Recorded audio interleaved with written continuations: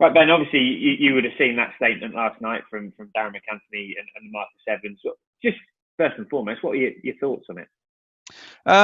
Well, we thought it was all cut and dried in League One, didn't we? That the clubs couldn't afford to go on without the revenue and pay for the testing and do the behind closed doors games. But apparently that's not been the case for several clubs. And I wasn't surprised that it was Darren McAntony because he's quite vocal, isn't he? And when I saw the bones of it, I wasn't surprised that Ipswich Town were involved as well, because it looks like six of the, I can't think of a better word, but bigger clubs with higher revenues in League One. And if you hear McAntony's retort to Gary Neville this morning, he's claiming that for certain clubs, it will cost them double the amount to cancel the season than it would to play behind closed doors because of refunds to season tickets, sponsorships defaulting, and things of that nature. So from a point of view of the greater good, not sure about it, but from these six clubs looking after their own business, if those figures are correct, it makes some sense. Yeah, and as an Ipswich fan, are you glad to see your club, pushing for the season to be finished? I'm really mixed on it, because it would appear to be against the greater good, but maybe the best thing for Ipswich. And then you have to throw into the mix that in League One terms, well, in any terms, Ipswich has a cash-rich owner, and people argue, oh well, they can absorb those losses, etc. But again, if Darren McAntony's numbers are in any way right, then it is the right thing for Ipswich. But I don't know whether it's the right thing for the majority of the clubs in League One. Yeah, I was going to ask that, because there are clubs that will object to it, won't they? Because, as you said, there's big bills to play. Can you kind of see it from their point of view that they won't want to play? Oh God, I can see it from everyone's point of view. If you're AFC Wimbledon, Rochdale, Southend, where presumably your gate receipts, I mean, can you imagine what hospitality is like at Rochdale compared to what it is at Ipswich, Sunderland, Portsmouth, those clubs that are involved?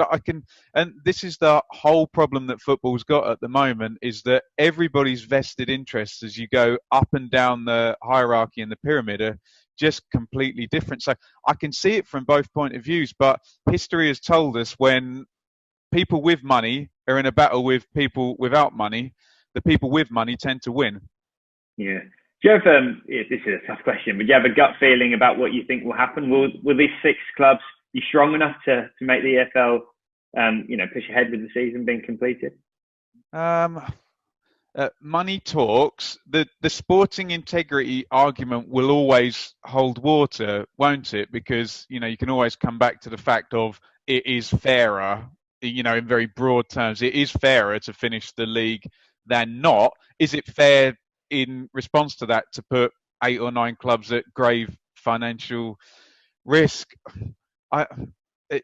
Who knows? I mean, the whole thing, from a broader point of view, is all about the numbers outside of football, and those horrible numbers that we hear every day dropping down. So it all depends on that. But if there's a way, and these bigger clubs in League One can make it happen, then I guess I'd feel okay about it. But I don't think, as an Ipswich fan, I'd feel okay of us continuing on whilst putting other clubs in grave risk. Yeah, and as you said, there is elements of self-interest in all of this. Ipswich won't get promoted, will they, if the season is cancelled? So you can understand why they do really want to get this finished and hopefully win all their remaining games and just get into those playoffs.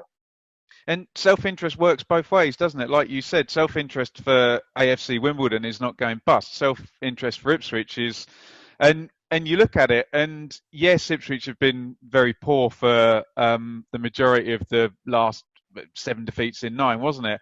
But the points per game system would give Ipswich 3.9 points in home games against some of the worst teams in the league, Southend, MK and Bolton, to come up. So arguably the points per game system is penalising Ipswich in those games. So yeah, self-interest everywhere, and contradicting at every state. Yeah, and finally, if I was to give you the power, you're in charge of the EFL.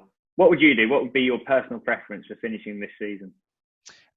If I was in charge of the EFL, I wouldn't have pussyfooted around the Premier League for so many years, and hopefully I would have a much better relationship and situation that you wouldn't have this kind of cataclysmic, probability of what's going to happen. It's just so hard, Andy, because it's the Premier League that holds all the cards, and we developed this system in the early 90s of the Premier League being a different entity than the EFL. So you then essentially have turkeys voting for Christmas. That's not answering your question, and it's me going off on a rant, but I would be, and I think Rick Parry is doing this, I would be looking to improve the relationships with the Premier League to stop this situation being exacerbated in the future. And I think that's the best you can hope. But are the Premier League going to pay 10 million quid for testing across the EFL?